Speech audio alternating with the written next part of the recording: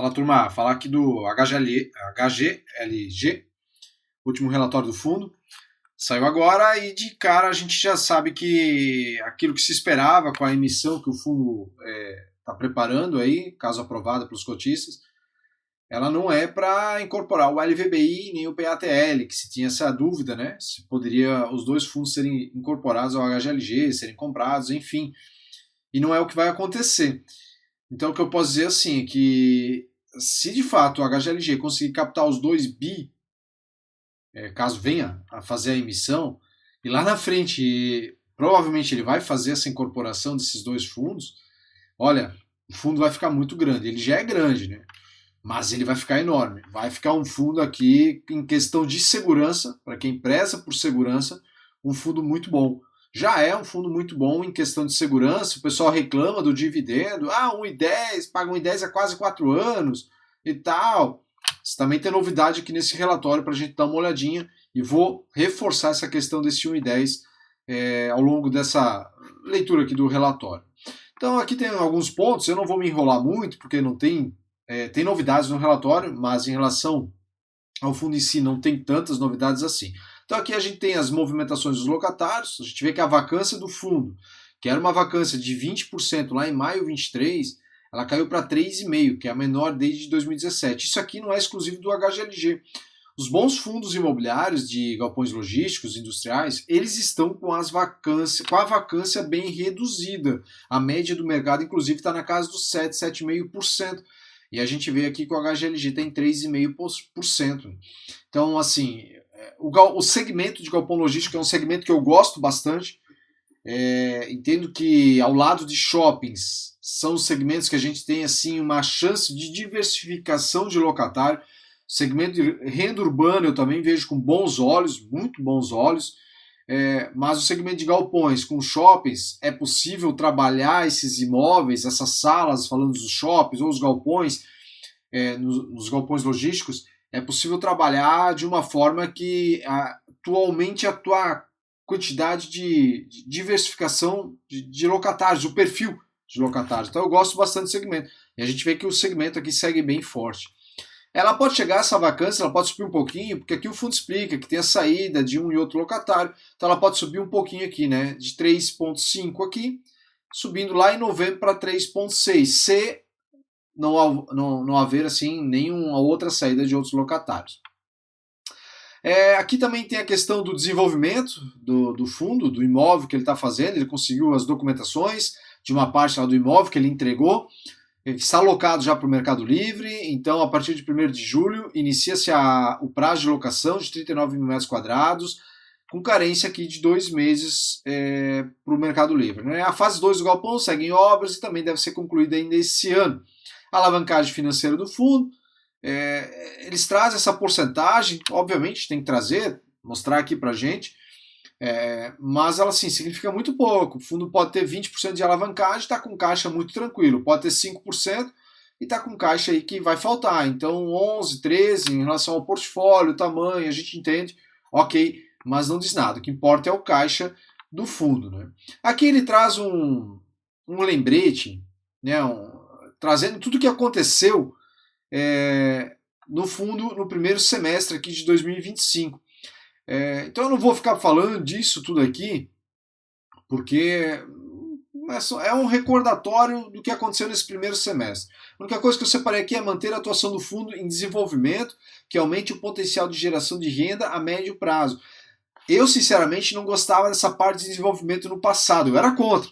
Eu ainda não gravava vídeos no YouTube, mas para quem estava no meu grupo fechado, eu contratava consultoria, eu sempre falava do risco dessa parte de desenvolvimento. Tanto é que teve um fundo grande também, que eu inclusive tenho em carteira agora, que tinha desenvolvimento em carteira, eles largaram o desenvolvimento daquele imóvel porque não deu certo, não foi para frente, passou por muitos perrengues lá, trouxe um certo prejuízo para o fundo. E eu não gostava por isso. Hoje eu já olho com bons olhos. Se o gestor souber trabalhar, for tudo certinho, eles hoje têm uma equipe, né, tanto a HGLG como outros fundos que desenvolvem, eles têm equipes ali específicas lidando com isso. Eu vejo com bons olhos, porque de fato isso pode trazer um dividendo maior ali na frente e também um lucro maior caso o fundo resolva vender esse imóvel lá na frente. Então eu vejo com bons olhos manter um percentualzinho pequeno ali do fundo para fazer esses desenvolvimentos, né? Construir. Eu acho que isso vai acontecer cada vez mais. Os grandes fundos, eles vão desenvolver cada vez mais seus próprios galpões. Eles não vão mais comprar pronto, porque eles conseguem ter um caixa satisfatório com aqueles 5% que eles retêm. Com isso, então eles vão desenvolvendo. Eu acredito que isso vai acontecer. A gente vai ver isso ao longo dos anos, se isso vai de fato acontecer. Eu acredito que vai. E aqui a gente vê também uma outra informação, conforme a tabela abaixo, que essa tabelinha aqui, que eu já vou falar dela, a renda recorrente atinge 1,10. Esse ponto aqui que eu quero falar, que o pessoal pega muito no pé do HGLG. A HGLG não sobe 1,10, tá 3, 4 anos, só que nunca foi recorrente. Agora, a renda recorrente atinge 1,10 e pode ultrapassar, como está aqui, eu já vou mostrar a tabelinha. Mas percebe que, atingiu 1,10 de recorrente. Volta 4 anos e veja qual era o recorrente. Volta 3 anos e veja qual era o dividendo recorrente. Aí, sabe o que vai acontecer se eu estou falando isso? Por eu estar falando isso? Muitos vão abrir aqueles sites, seja do Clube FI, Investidor 10, e vão lá olhar, dividendo pago do HGLG em 2022. Era 1,10 já, onde aumentou? Isso aí não é recorrente, isso aí é tabelinha do dividendo que foi pago. Para olhar o recorrente, vocês precisam abrir os relatórios antigos e fazendo os cálculos e buscar ver, tá subindo, tá subindo. É aí que vocês vão ver que o HGLG ele vinha ao longo dos anos subindo. Acontece que como ele fez muita reciclagem ali no passado de curto prazo, médio prazo, foi sobrando ali sempre um dinheiro para ele ir mantendo esse 1,10. E ele não foi subindo para manter o 1,10, mas agora o recorrente atingiu. Então tem que ter essa paciência, não só com o HGLG, com outros fundos. Mas tem fundo aí que está pagando até menos dividendo, lógico. O inquilino sai, entra um outro inquilino com, de repente, um cenário como estamos vendo agora, onde a Selic está muito alta, consequentemente não vai conseguir cobrar um aluguel maior do que estava antes, né, com outro inquilino. Então assim tem que ver o segmento, tá forte, não tá forte, tá bom, não tá bom. Então, sabe, tem que ter um pouquinho de paciência, né? O pessoal acha que vai subir a todo instante. Não é assim. É por isso que a gente também fala para reinvestir. Não é só por isso. Inclusive eu tenho um vídeo aqui que eu gravei explicando os motivos do porquê que você precisa reinvestir os dividendos para você ter uma aposentadoria tranquila. E elenquei vários pontos do porquê você precisa reinvestir. Tá aqui no meu canal, não vou falar sobre isso nesse vídeo aqui. E aqui a gente vê essa tabelinha. Então percebe que lá para o segundo semestre de 2026, o recorrente, caso tudo ocorra certinho, com o término desse desenvolvimento, com a vacância sendo mantida baixa, com os reajustes que o fundo já está estudando fazer com outros locatários para aumentar, ele pode chegar a 1,15. Veja isso aqui com bons olhos. É o preço que o HGLG tá. Tem gente que diz assim, já está caro, porque está pagando 0,70, 0,69, 0,70, 0,72. O pessoal está olhando o yield, não está olhando o fundo. Se tem uma coisa que vai mudar no cenário lá na frente, com os investidores, é que quando vocês chegarem, para de vocês chegarem na idade que eu estou, com 43, ainda sou novo, me considero novo, mas para quem está com 23, né, tem uma diferença significativa. Se chegar aos 43, aos 50, vocês vão perceber o quanto fundos como o HGLG são importantes na carteira do investidor que visa, de fato, buscar uma aposentadoria, visa buscar um complemento de renda. Pode anotar, hoje é dia 14 de julho de 2025, vocês vão lembrar do que eu estou falando aqui, para quem assistir esse vídeo aqui vai lembrar, Jader lá falou sobre isso, e hoje eu percebo que eu não quero aquele risco daquela papelada, ou daquele fundo de tijolo que por alguma razão estava pagando um yield de 1%, eu quero uns fundinhos mais tranquilos, sem tantos agitos, né? E é o que vai acontecer, né? Então assim, a gente tem vai acontecer com muitos investidores, isso é certeza. Então a gente tem aqui um 1,15 recorrente que pode vir a acontecer, tá? Aí vem aqui, o gestor deixou claro, os recursos captados sobre a Assembleia, dos 2 bilhões que eles querem, né, da 10ª emissão de cotas, os recursos captados têm como finalidade a aquisição de ativos alinhados à estratégia do fundo, além de atender obrigações financeiras e constituir reserva de caixa. A Assembleia Geral não prevê aprovação da aquisição de ativos em situação de potencial conflito de interesses, incluindo cotas e ativos do fundo geridos pela pátria. Então, esquece, não vai acontecer. E aí talvez você vai me perguntar, vale a pena fazer a compra então do HGLG, de participar dessa emissão, caso de fato ela aconteça? Eu nem vi o fechamento do mercado esse final de semana, acabei não olhando como é que ficou o fechamento do mercado, mas Eu acredito que não, né? Ó, 156,38, olhando aqui para o valor patrimonial do fundo, está na casa 160 e alguma coisa, né? 162,63, ainda tem um desconto, por menor que seja. Eu não vejo sentido para o investidor, pessoa física, normal, participar. Obviamente, eu quero ver o HGLG crescer. Eu estou falando isso imaginando que o fundo vai fazer a emissão a valor patrimonial. Então, até a emissão, talvez esse VP aqui muda um pouquinho, eu imagino que vai fazer a emissão ao VP do fundo, não vai fazer abaixo. E aí, fazendo na emissão ao VP, eu não vejo muito sentido para a pessoa física, pelo menos ao valor de cotação que está hoje, fazer essa compra. Né? Isso aqui provavelmente, essa questão de ativos, finalidade de aquisição de ativos alinhados à estratégia do fundo. Isso aqui, provavelmente, boa parte disso aqui já deve estar casado com troca de cotas com outros ativos. Que nem o BTLG fez, o AGGIC11 já fez. Então, eu acredito que isso aqui que deve estar já meio que casado. Não todos os 2 bilhões, obviamente, porque o fundo deixa claro aqui que ele quer caixa também, mas boa parte disso aqui esteja alinhado com outros investidores. Então, para a pessoa física, com pouco poder aquisitivo, não vejo sentido. Acho que comprar mercado faz mais sentido, tá bom? Aqui nós temos as reservas do fundo em 0,50. Aqui nós temos o balanço patrimonial. A gente vê que há 12 meses, em até 12 meses, vai receber 22 milhões e meio. E aqui nós temos as obrigações. Em até 6 meses temos 136 milhões a pagar. É uma situação até cômoda. Se a gente vê que ele tem 302 milhões em fundos, tem que ver aqui o que de fato dá para vender. E aí um CRI que eu acredito que é conversível, mais um LCI, a renda fixa, e esses 22 milhões não dá para contar. Aqui tem outros de 8,4. Então isso aqui dá aí para pagar esses 136 para os próximos 6 meses. Mas tem que lembrar que o fundo ele tem um imóvel em desenvolvimento. Então ele vai consumindo esse caixa aqui, né? Com isso ele vai também se desfazendo de posições, desde que seja possível ali, do que ele tem em fundo imobiliário. Isso aqui também, eu espero que com o futuro, os fundos imobiliários, eles parem com com isso aqui, vai. Não vou dar adjetivos aqui, mas que eles parem, né? Chega, foca no que de fato constrói imóveis para desenvolver. Veja, 302 milhões que podia estar no caixa do fundo, claro, geraram renda até aqui, né? Já que os fundos pagam dividendos, foram gerando uma renda para o HGLG, que automaticamente repassou para a gente e tal.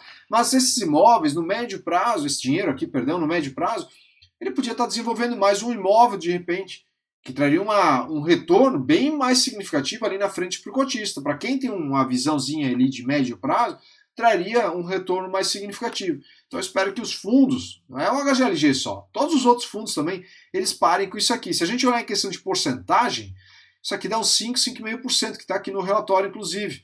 Eles vieram diminuindo, era 7, 7 e pouco, mas não tem necessidade, né, de ficar investindo em outros fundos com aquela questão de uma movimentação estratégica, que a gente está vendo aquela cota com desconto, etc. Não precisa disso. Eu, pelo menos, penso assim. Tá? Então a gente vê assim que o fundo ele tem ali um respiro por mais alguns meses, mas ele obviamente vai precisar de dinheiro. Aqui tem essa questão de porcentagem, como é que vai pagando ao longo do ano. Aqui tem os 5%, que eu já falei em outros vídeos, que conforme o HGLG, vale para todos os fundos, forem crescendo, isso aqui vai melhorar bastante a situação. Por quê? Porque com esse 5% ele vai retendo, ele vai conseguindo fazer cada vez mais uso desse dinheiro sem precisar de tantas emissões, seja para comprar novos imóveis, seja para desenvolver. Então eu quero muito que os fundos cresçam, cheguem a 12, 10, 12, 15 bilhões. Isso aí vai mudar bastante o cenário. Eu acho que passados 12 a 15 bilhões, eu já acho que vai ser mais difícil. A gente vê os REITs americanos lá fora, que o pessoal compara aqui com os fundos, na casa dos 100 bi, né? E a gente olha os nossos fundos imobiliários aqui, não conseguiram ainda chegar aos 10. Mas é um mercado que aos pouquinhos vai crescendo. Depende também do brasileiro querer começar a investir em fundo imobiliário para montar a sua aposentadoria lá na frente, para daí os fundos crescerem. Com isso, eles crescendo, esse 5% retido deles aqui, eles conseguem reter, vai ficar um volume cada vez maior. Então percebe que para as obrigações que ele tem esse ano, se fosse depender só das obrigações, sem o imóvel para desenvolver, etc., os 5% quase paga o que ele tem para pagar esse ano. Né? Então isso dá um respiro para o fundo.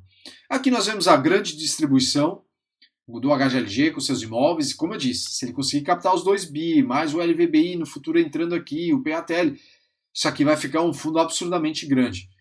e bem diversificado. Aí, aqui é a única alocação por inquilino que a gente vê que o Mercado Livre, ele tem mais de um imóvel aqui dentro. A única coisa é que a Volkswagen não. A Volkswagen de fato tem os 9%. Isso aqui é o que o fundo deveria buscar diluir, né? Com mais imóveis. E ele está fazendo isso. Resta paciência e tempo. Aqui eles renovaram, inclusive, com a Volkswagen. O pessoal ficou chateado. Renovaram abaixo do que estava.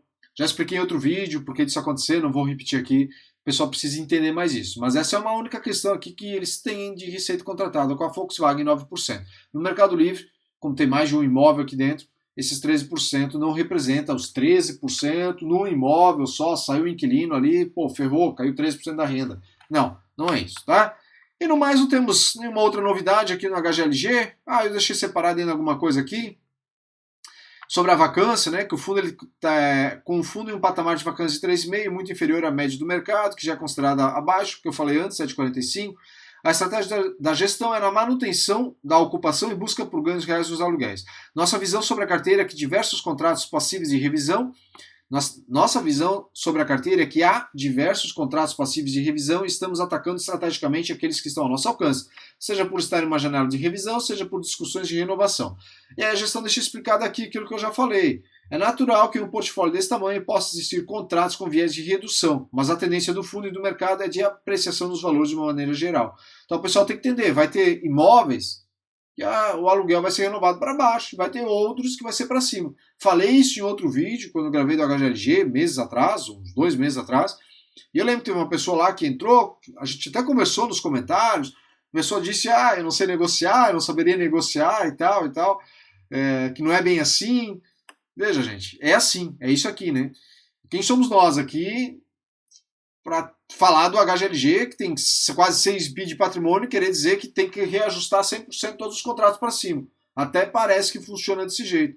Eu já falei isso em outro lugar e aqui a gestão deixa isso claro. Já falei em outro vídeo e aqui a gestão deixa isso claro. Né? Então, esse é o resumo. Aqui tem um imóvel que está em desenvolvimento, um baita imóvel que o fundo está fazendo, vai entregar o restante que tem para desenvolver esse ano. Aqui que eu falei, a alocação em fundos imobiliários vem diminuindo, tá em 5,5%. E é isso.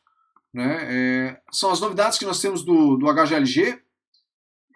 Vejo o fundo com bons olhos e para mim o HGLG aqui ele vai se tornar um fundo imobiliário o maior do mercado, pensando em tijolo, ao lado de outros que estão acompanhando. Né?